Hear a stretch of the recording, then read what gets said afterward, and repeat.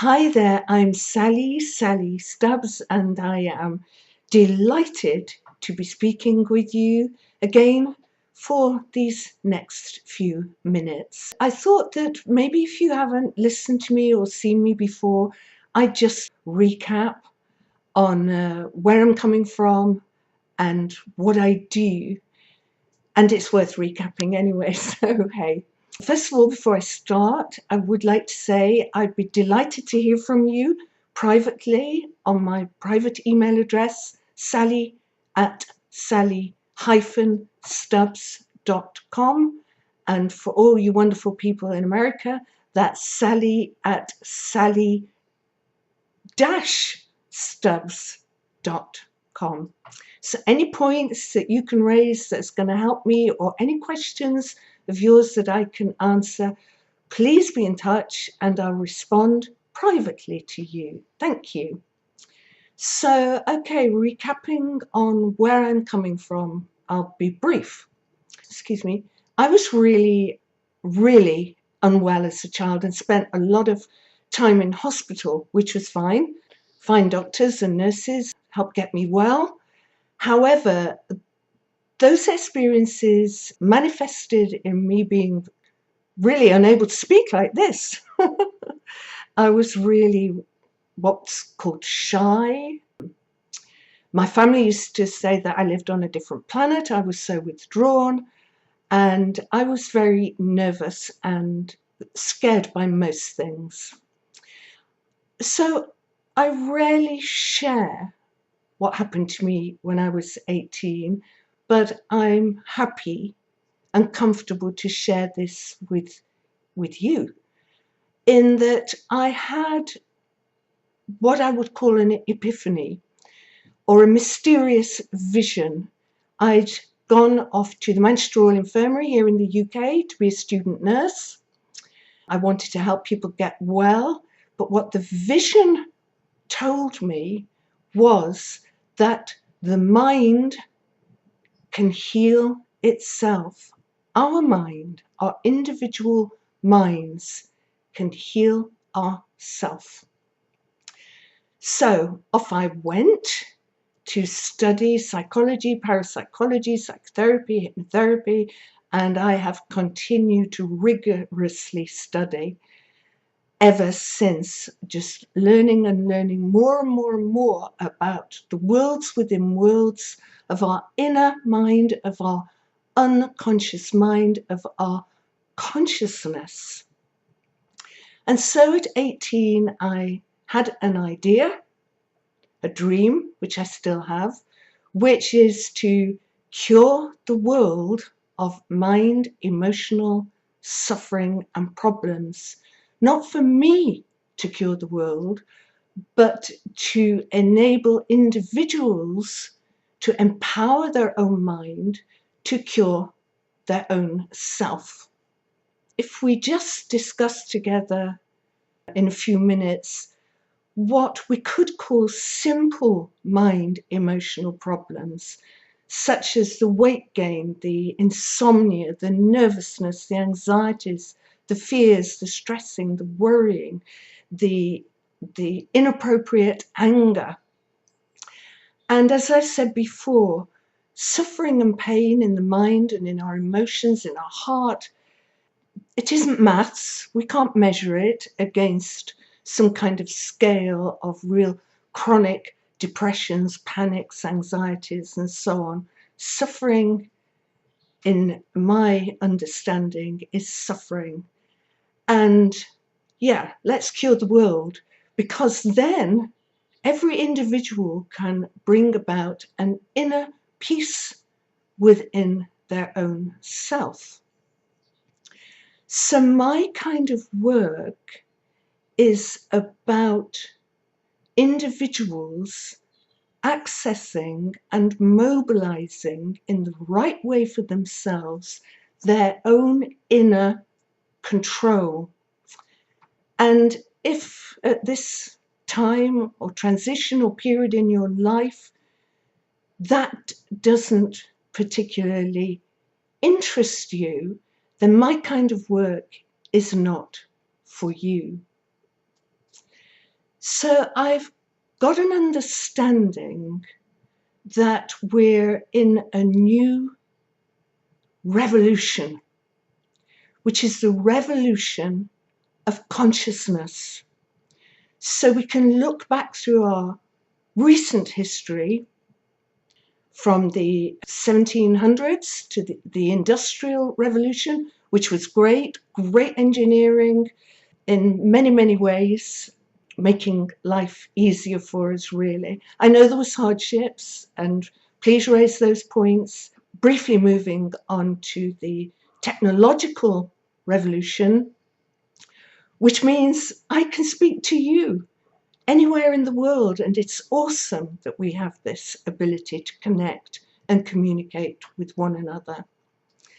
And I do understand that our next revolution is a revolution in our consciousness, which means that we turn within ourselves to find our own inner resources and inner strengths and inner healing to bring about peace within ourselves and harmony and sharing and all those great values we have, kindness and fun and laughter.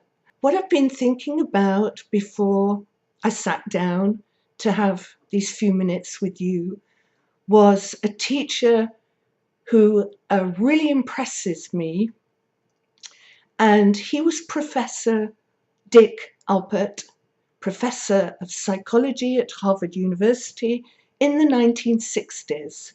He was really moving on with his career. Of course, he was a professor, but he made a mistake and he had to leave. He was interviewed by the press and asked if he was fed up or annoyed at having to leave, and he said, no, now I can feel free to do what I want to do, which is travel. So in the 60s, with many great travellers, off he went to India and he found his own guru, who I love.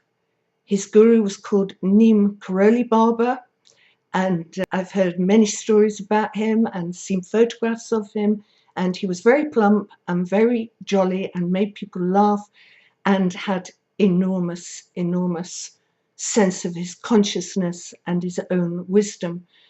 Round about that time, Professor Alpert took on the name Ram Das, meaning servant of God. And when I listened to Ram Das talking, he was serving what he called the God, the wisdom, the all intelligence within himself. Ram Dass went back to New York and founded a healing center in New York.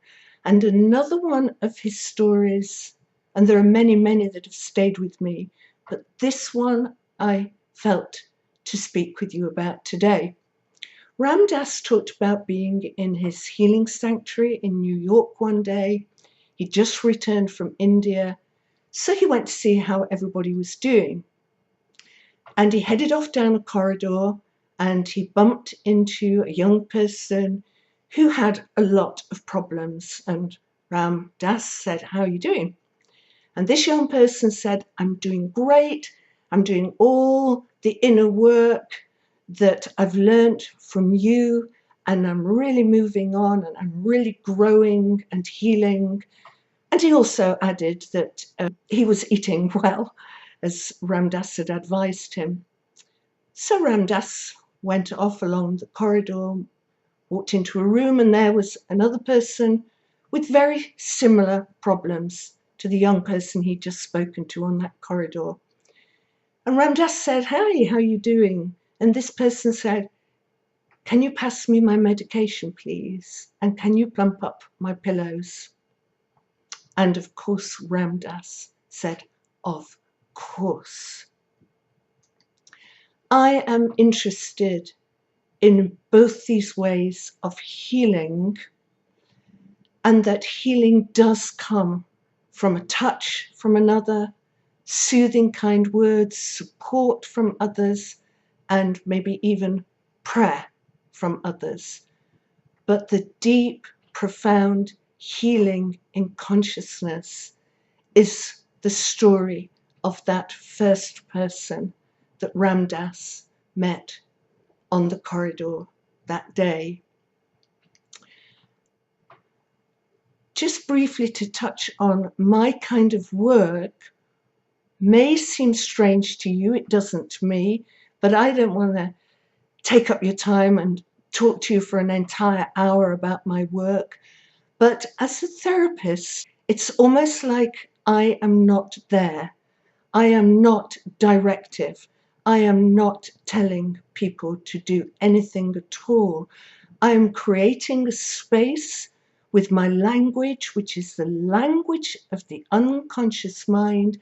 I am creating a safe space into which individuals can explore safely and comfortably their own inner strengths and resources. Communicating with the unconscious mind is a massive key to healing, because consciously, none of us wants these problems. We don't want to be anxious, panicky, depressed, overweight, not sleeping. Whew. We don't want these awful sufferings and pains and problems emotionally and psychologically. We all want to be happy. The unconscious mind is driving that problem, and paradoxically, the unconscious mind has the solutions and resolutions to that problem state. Now, I'll make a sweeping statement and just generalize here, and please email me your thoughts or points of view or questions. But most of these problems are being driven within the unconscious mind when our unconscious mind was impacted in round about the first 14 years of our life, when consciously, whatever was happening in our environment, we couldn't really find the right way to respond to what was happening. So we got impacted with this problem state. Now that younger part of ourself, that younger fragment of ourself, will search for its own solution to free that fragment of ourself from that problem state, to grow on up and to feel safe to be living now in the present day, rather than being stuck with something that happened probably in those first 14 years of life. I hope you've enjoyed listening to me.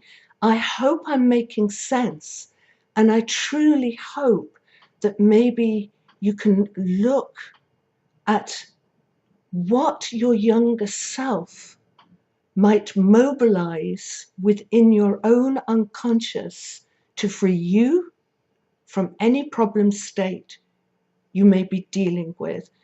And I do want to add that I respect every individual who's dealing with these kind of problem states, because you are amazing. You're not just ordinary. You're particularly strong because you do keep going day in and day out whilst dealing with a problem. I hope to talk to you again soon, and thank you so much for listening. Bye for now.